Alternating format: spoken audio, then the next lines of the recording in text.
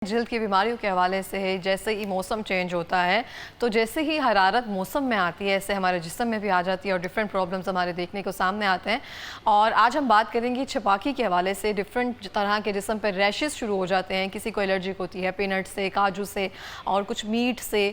और इस हवाले से बात करेंगे इनका इलाज क्या है, कैसे परहेज़ की जा सकती है और किस हद तक ये चीज़ जानलेवा हो सकती है। हमारे साथ मौजूद हैं डॉक्टर शहबाज साहब। अस्सलाम वालेकुम सर। जी वालेकुम अस्सलाम। कैसे हैं आप? अल्हम्दुलिल्लाह। बहुत शुक्रिया प्रोग्राम में आने के लिए। और सेकेंडली सर मैं आपसे जानना चाहती हूँ, छपाकी मुझे लगता था कि ये पंजाबी का लफ्ज़ है, हम वैसे इसको कहते हैं। छपाकी बेसिकली क्या होती है और उसके सिम्टम्स क्या होते हैं, किस तरह की होती है ये?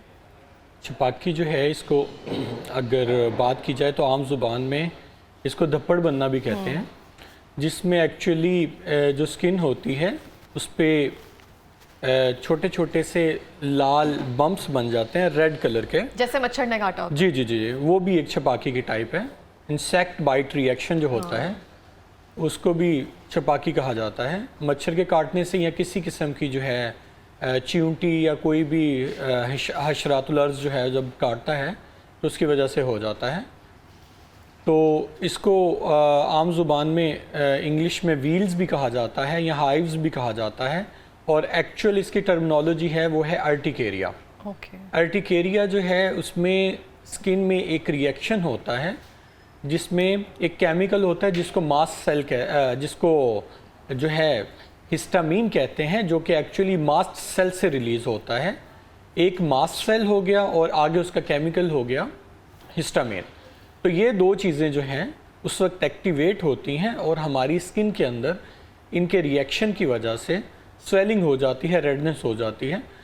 लाजमी नहीं है कि रेडनेस ही हो, स्वेलिंग हो। बाज़ लोगों को आपने देखा होगा हल्के हल्के से जो हैं, जैसे कहते हैं कि बाल खड़े हो जाते हैं, थोड़ा सा उनको सुइयाँ चुभना शुरू हो जाती हैं, वो भी छपाकी की टाइप है। ओके अच्छा, जैसे बहुत सारे लोगों को खाने से भी रिएक्शन होता है कि जैसे अभी आम दिनों में बीफ से मना किया होता है कि बीफ इस्तेमाल करने से भी ऐसे कोई रिएक्शन हो सकता है?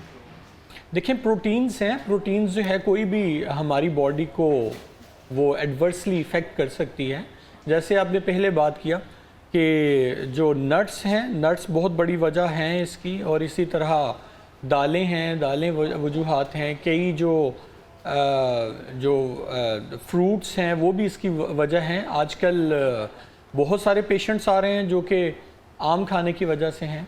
एक्चुअली जो आम को पकाने के लिए जो केमिकल यूज़ होता है, मसाला जो इस्तेमाल मसाला सा जो यूज़ होता है, जब वो हमारे होंठों को लगता है तो उसकी वजह से भी हमें एलर्जी होती है। उसका जो बाहर छिलका होता है उसको हम लोग अच्छी तरह से पील नहीं करते, उसकी वजह से भी, और एक्सेसिव यूज़ जो होता है आम का उसकी वजह से भी बाज़ का एलर्जी होना शुरू तो नया फोबिया आ गया।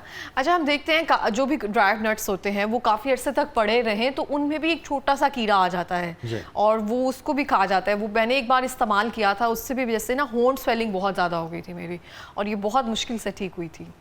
कोई भी केमिकल जो कि या कोई भी खुराक ऐसी या कोई भी ऐसा स्ट्रेस या कोई भी बीमारी या कोई भी दवाई जो कि मैंने जैसे बात किया कि वो मास्ट सेल को एक्टिवेट करेगा और उसकी वजह से हिस्टामीन का रिलीज़ होगा, तो उन चीज़ों की वजह से क्या होगा कि एलर्जी जो है शुरू हो जाएगी। ओके अच्छा, देखते हैं हम, जैसे आपने कहा नट्स से, पीनट एलर्जी, काजू से बहुत सारे लोगों की एलर्जी होती है। मैं रिसेंटली एक मूवी देख रही थी, उसमें बता रहे थे कि पीनट एलर्जी की वजह से उसको पीनट खिला दी गई और वक्त पे उसको जो भी एंटीबायोटिक है वो नहीं दी गई तो उसकी डेथ हो गई। इतनी सीवियर कंडीशन भी हो सकती है? जी बिल्कुल, आपने बड़ा अच्छा पॉइंट आउट किया। एक इसका सीवियर रिएक्शन होता है जिसको कहते हैं एंजियोडीमा। एंजियोडीमा एक्चुअली जो सॉफ्ट टिश्यूज़ हैं हमारे, उनकी स्वेलिंग हो जाती है। सॉफ्ट टिश्यूज़ जो हैं उसमें आइज़ के अराउंड, नोज़ के अराउंड, होंठों के अराउंड, आपने देखा होगा बाज़ लोगों की आंख सूज जाती है, होंठ सूज जाते हैं या उनका ज़ुबान सूज जाती है। अगर आंख और होंठ सूज जाएं तो ये तो कोई इतनी जो है वो अलार्मिंग कंडीशन नहीं है, ये तो ठीक हो जाती है। लेकिन अगर ज़ुबान सूज जाए या एपिग्लॉटिस जो होता है, जो हमारी सांस की नाली के ऊपर एक अपरेटस अल्लाह ताला ने बनाया, या वो सूज जाए, उसकी वजह से क्या होता है, ज़ुबान के सूजने से और एपिग्लॉटिस के सूजने से हमें जो है सांस का आना मुश्किल हो जाता है, बंद हो जाता है। और उस सूरत में बाज़ औक़ात जो होता है इमरजेंसी ट्रीटमेंट करना पड़ता है कि आपका गला जो होता है उसको काट के यहाँ पे सांस की नाली जो है वो बाहर से सांस करना पड़ता है, उसको एंजियोएडिमा कहते हैं। और ये इसका एक सुयर रिएक्शन है। I have seen a patient जिसको जो है चने की दाल से एलर्जी थी, और उसने एक शादी अटेंड किया, और शादी अटेंड करने के बाद उन्होंने चने की दाल उसमें इस्तेमाल की। अगले दिन ही लैंडेड इन एमरजेंसी, और वो तकरीबन हमारे पास से कोई 1 महीना वो रही थी, only because of that allergy to that serial. अच्छा, कोई हमें कैसे पता चलेगा हमें किस चीज़ से एलर्जी है? मुझे पता नहीं था कि मुझे काजू या पीनट से एलर्जी हो सकती है, फिर मुझे लगा कि शायद वो पुराना हो गया थे नट्स, तो उस वजह से हो सकती है। तो हमें कैसे पता चलेगा? एक तो बड़ा रफ सा जो है वो तरीकाकार है कि एक अपनी डायरी बनाएं, फूड डायरी कह लें, या जो है कोई भी अर्टिकेरिया की डायरी कह लें। उसमें फॉर एग्ज़ाम्पल हमने आज जो है सुबह मीट खाया और मुझे दोपहर में एलर्जी हो गई, तो मुझे पता है कि मैं उसको पीछे देखूंगा कि कौन सी चीज़ से मुझे जो है वो तंग किया। मैंने आज जो है वो दर्द की दवाई खाई, मिसाल के तौर पे बहुत कॉमनली यूज़ होती है, जिसको सिनफ्लेक्स कहते हैं या जो है ब्रेक्सिन कहते हैं। एक ब्रेक्सिन होती है, वो भी है दर्द की दवाई। फिर इसके अलावा एक बहुत कॉमनली यूज़ की जाती है जिसको पैनाडोल एक्स्ट्रा कहते हैं, या एक ब्रूफिन है। ये जो सारी दवाइयाँ हैं बहुत ज़्यादा एलर्जीज़ करती हैं। ये एलर्जीज करती हैं? जी जी, बहुत ज़्यादा एलर्जीज़ करती हैं। तो जैसे सेप्ट्रॉन है, सेप्ट्रॉन से बाज़ लोगों को बड़ी एलर्जी है। जैसे ऑगमेंटन है, ऑगमेंटन से बड़े सारे लोगों को एलर्जी है। मुझे पता है कि मैंने ये सुबह खाई थी, तो उसके बाद मुझे जो है ये स्किन पे धब्बड़ बनना शुरू हो गए, या सुइयाँ चुभना शुरू हो गए, या रेडनेस होना शुरू हो गया। तो मुझे फिर उसको नोट डाउन कर लेना है, और जब भी मैं डॉक्टर के पास जाऊंगा कि मुझे इन चीज़ों से एलर्जी है, इन ग्रुप की जो है दवाइयों से अवॉइड करें, या इस तरह के जो हैं मैं फूड से अवॉइड करूँगा। फिर इसके अलावा मैंने ये भी चीज़ें नोट करनी है कि मैं स्ट्रेस लेता हूँ, उस वक्त मुझे जो है वो अल्लाह ना करे ऐसा कुछ चीज़ शुरू हो जाती है। मैं कोई डाई यूज़ करता हूँ, उससे मुझे ऐसा कुछ शुरू हो जाता है, तो मुझे उन चीज़ों का नोट डाउन करना है। दूसरा ये है हल कि आजकल जो है मार्केट में अच्छे टेस्ट अवेलेबल हैं, जिसमें एक फूड एलर्जेंस प्रोफाइल होती है, वो करवाई जा सकती है। उसके लिए कोई हफ्ता या 5 दिन के लिए आपने हर तरह की एलर्जी की मेडिसिन छोड़नी है, और वो आप फूड एलर्जेंस प्रोफाइल करवाएंगे। फूड एलर्जेंस प्रोफाइल में हमें एक रफ आइडिया हो जाता है कि 3-4 ग्रुप से आपको एलर्जी है, तो हम उनके रिलेटेड जो चीज़ें हैं सारी की सारी बंद कर देते हैं। फिर इसके अलावा कई जो हैं वो स्किन प्रिक टेस्ट करते हैं कई लोग। जैसे इस्लामाबाद एलर्जी सेंटर है चक शहजाद में, वहाँ पे स्किन प्रिक टेस्ट होता है, उसमें पता चल जाता है कि ये जो हैं एलर्जन से हमें एलर्जी होती है, तो उनसे अवॉइड किया जा सकता है। फिर इसके अलावा जो है अगर किसी चीज़ के हमारी बॉडी पे लगने से हमें एलर्जी हो रही है, जिसको कॉन्टैक्ट डर्माटाइटिस कहा जाता है। आड़ू के ऊपर भी हल्के हल्के जो बाल होते हैं उसको भी टच किया जाए, बहुत सारे लोगों को उससे भी बहुत सारे लोगों को उससे एलर्जी होती है। बाज़ लोगों को जो है वो करेले खाने से एलर्जी होती है, बाज़ लोगों को टमाटर खाने से एलर्जी होती है, बाज़ लोगों को लेमन लेने से एलर्जी होती है। तो सारी चीज़ें जो हैं, काफ़ी सारी चीज़ें हैं जो कि हिस्टामीन का रिलीज़ जैसे ही करेंगी वैसे ही एलर्जी जो है वो हो सकती है। उसके लिए एक छोटा सा जो की पॉइंट है या कैच पॉइंट है, वो ये है कि किसी भी चीज़ को आप एज ए फूड ना लें, उसको आप ये जितनी चीज़ें हैं इनको एज ए वाइटामिन लिया जाए। जैसे नट्स हैं, वो 3-4 उनकी क्वांटिटी 3-4 नट्स से ज़्यादा ना खाई जाए, क्योंकि अगर हमारे पास आधा किलो नट्स आते हैं तो हमारी कोशिश होती है कि आधे घंटे में हमने आधा किलो नट्स ख़त्म कर दिया। हाँ। तो वो जब एक्सेसिवली हमारी बॉडी में जाते हैं तो उनकी एक्सक्रीशन नहीं हो पाती, उनके जो वेस्ट होते हैं और बाकी जो उनके एंटीजेंस हमारी बॉडी में होते हैं वो अल्टीमेटली हमें एलर्जी कॉज करते हैं। और दूसरी बात ये कि हम लोग जो पानी पीते हैं, पानी की कमी भी बहुत बड़ी वजह है एलर्जीज़ की। अच्छा, धब्बड़ बनने के फौरी बाद हमें क्या चीज़ें करनी चाहिए? बहुत सारे लोग ठंडे पानी का इस्तेमाल करते हैं वो जिस्म पे डालना, क्या वो ठीक है क्योंकि उस टाइम जिस्म हीट हुआ होता है? ठंडे पानी का इस्तेमाल या बर्फ़ का इस्तेमाल अच्छा है अगर आपको ठंड से एलर्जी नहीं है। बाज़ लोगों को ठंडे पानी से भी एलर्जी होती है, उसको कोल्ड इंड्यूस्ड अर्टिकेरिया कहते हैं। जैसे ही एसी में बैठते हैं तो उनकी बॉडी पे सुइयां चुभना शुरू हो जाती हैं, या जैसे ही ठंड आती है तो उनको बॉडी पे एलर्जी ज़्यादा शुरू हो जाते हैं।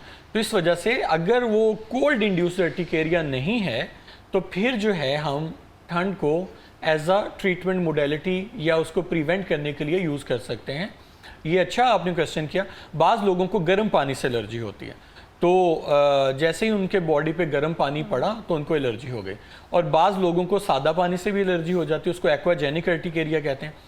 तो आपने ट्रिगर्स जो हैं कोशिश करने हैं या कॉज जो है उसको पकड़ने की कोशिश करनी है। होता ये है कि 50% केसेस में हमें कॉज नहीं मिल पाती। वो जो 50% केसेस होते हैं उनमें कोई इंटरनल कॉज होती है, जैसा कि कोई अल्लाह ना करे किसी को हेपेटाइटिस बी या सी है, उसने ज़िंदगी में कभी टेस्ट नहीं करवाया और उसको बार बार एलर्जी हो रही है, हम उसके सारे जो है लिवर फंक्शन टेस्ट और इसका यूरिन कंप्लीट और साथ में सारा उसका जो हेपेटाइटिस बी, सी, HIV वगैरह करवाते हैं, तो हमें पता चल जाता है कि उसके अंदर हेपेटाइटिस सी जो है पॉजिटिव है। वो जैसे ही हमें पता चलता है तो उसकी वजह से बाज़ औक़ात एलर्जी हो रही होती है। बाज़ लोगों को फैटी लिवर होने की वजह से एलर्जी हो रही होती है। तो ये लाजमी नहीं है कि इसकी एक कॉज हो, खाने पीने से हो, इसकी मल्टीपल कॉजेज़ हैं, जिसमें मैंने जैसे बात किया दवाइयाँ जो हम लोग इस्तेमाल करते हैं उनसे भी एलर्जीज़ हो सकती हैं और जो इंटरनल कोई इन्फेक्शन है उससे भी एलर्जी हो सकती है। इवन कि हमारा जो एनवायरनमेंट है वो भी जो है ह्यूमिडिटी जब ज़्यादा होना शुरू हो जाए तब भी शुरू वो भी कर सकता है। एक बहुत कॉमन काइंड है अर्टिकेरिया की, जिसको कहते हैं कोलिनर्जिक अर्टिकेरिया। कोलिनर्जिक अर्टिकेरिया उस वक्त होता है, फॉर एग्जांपल हम लोग भाग रहे हैं या हम लोग कोई भी एक्टिविटी करने लगे हैं, जैसे ही हल्का सा स्वेट होता है हमारी बॉडी पे, ये हम स्ट्रेस लेने लगे, एग्जाम्स का स्ट्रेस है, ये हम एग्जाम में बैठे, उस वक्त सुइयाँ चुभना शुरू हो जाती हैं, या उस वक्त हमें रेड धब्बड़ बनना शुरू हो जाते हैं। वो जो होता है स्ट्रेस रिलेटेड होता है, या हमारी बॉडी में फाइट एंड फ्लाइट की जो कंडीशन होती है उसकी वजह से होता है। सही हो गया। तो इसमें बहुत सारे लोग रिजिक्स या फिर एविल या फिर सॉफ्टिन इनका इस्तेमाल करते हैं, तो क्या कर लेना चाहिए? ओवर द काउंटर ये बहुत अच्छी रेमेडी है। जैसे कैलामाइन का यूज़ किया जाता है, कैलामाइन जो है सूद कर देता है बॉडी को, तो कैलामाइन हमारे घरों में होता है, वो अप्लाई कर सकते हैं। उसके अलावा एलोवेरा जेल है, अगर वो कूल्ड है वो बड़ी अच्छी इसके लिए रेमेडी है, उसको यूज़ किया जा सकता है अगर कोल्ड इंड्यूस्ड अर्टिकेरिया नहीं है।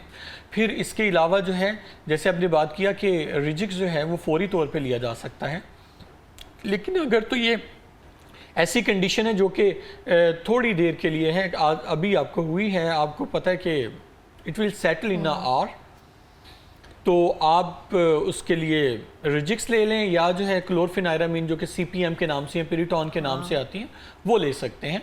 पिरिटॉन या CPM का मसला ये उससे नींद आती है, जो दूसरा सॉफ्टिन है या रिजिक्स है उनमें नींद थोड़ी सी कम होती है। उनसे भी अगर अच्छी लेनी है तो फिर फैक्सोफेनाडिन जो कि फैक्सिट के नाम से या फिजिक्स के नाम से आती है, या फिर कैस्टीन जो है उनमें नींद नहीं होती, फिजिक्स और कैस्टीन में वो यूज़ की जा सकती है।